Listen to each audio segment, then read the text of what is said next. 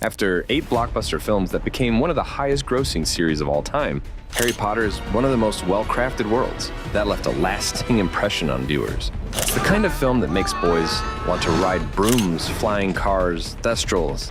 Hermione. The key is to concentrate. And after many years, this year the Harry Potter series returns with the 9th installment titled Harry Potter and the Motherfucking Theory. But today, the Theory Hub is back to serve you with a topic we believe is very clickbait. But the video content will still be quality, I promise. Welcome back, dreamers, to the Theory Hub, where we discuss things that probably won't happen. But hey, at least it's fun, right? And I'm Lander. Today, let's hop on the broomstick and fly to Platform 934 with me and see today's theory. Is Dumbledore the Grim Reaper? Let's find out right now.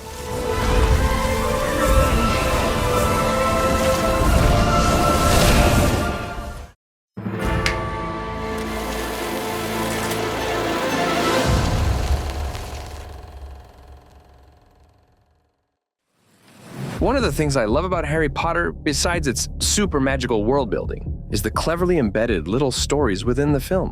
One of those is the legend of the Deathly Hallows, a simple story to explain the film but leaves a deep impression on all viewers. If you don't remember it well, here's the basic plot. Once upon a time, there were 3 wizard brothers walking along a winding, ugly path. They had to stop before a river they didn't know how to cross. The river was too deep to wade through and too dangerous to swim across. The 3 brothers decided to use magic to create a bridge over the river. When they were halfway across the bridge, Death appeared to stop them. He was angry because the 3 brothers did not die while crossing the river. This river was Death's domain, where he waited for the unfortunate to pass through and meet their demise.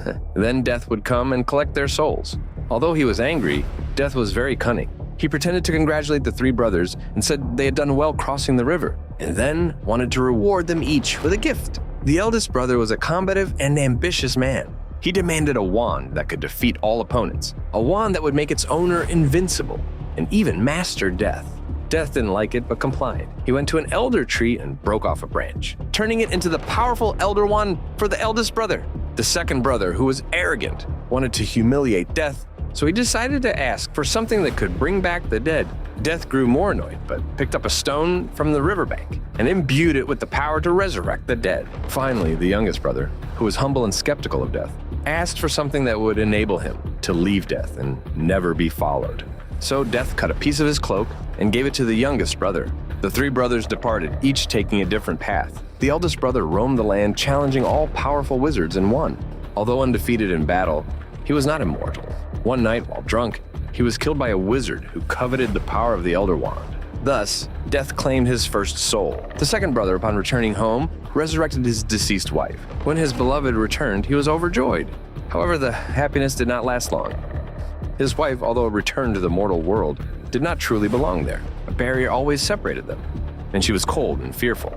Unable to bear it, the second brother released his wife and took his own life to join her. That was the second soul Death collected.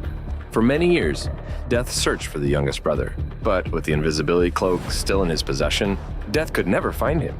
Only when the youngest brother reached old age and was ready to greet Death, he passed the cloak to his son and welcomed Death as an old friend. That is the legend of the 3 brothers and the Deathly Hallows. A very intriguing theory arises from the current holders of these hallows. First, Voldemort represents the eldest brother, a combative and arrogant man. Throughout the series, we can see Voldemort's goal is simple. All he wants is power. Voldemort is the embodiment of pure evil, existing since birth. Like the eldest brother, Voldemort seeks power to stand atop, desiring dominion, and always striving for it. He will do anything to possess the Elder Wand and become its master. As we all know, Voldemort's end did not come from a dual defeat, but from his arrogance. Harry did not truly defeat Voldemort in a wand duel, but Tom Riddle died from his own magic. The second brother is Severus Snape, a lovesick man willing to do anything for love.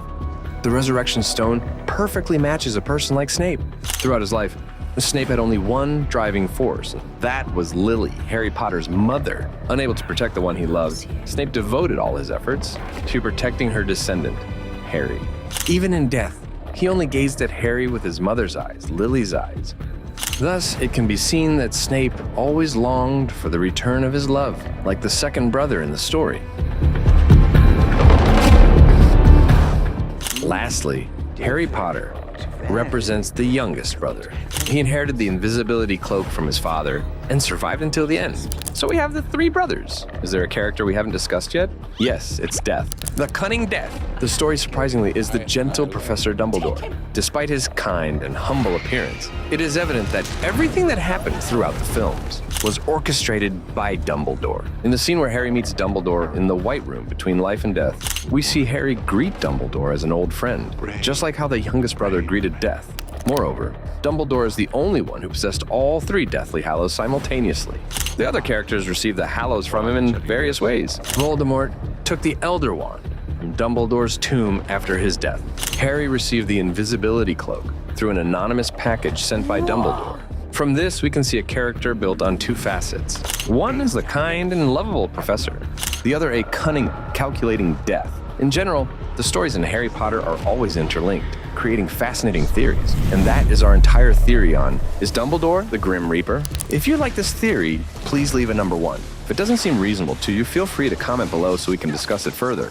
And don't forget to suggest topics you want to see to the Theory Hub so we can serve you better. This is Lander from the Theory Hub, wishing you all a great day.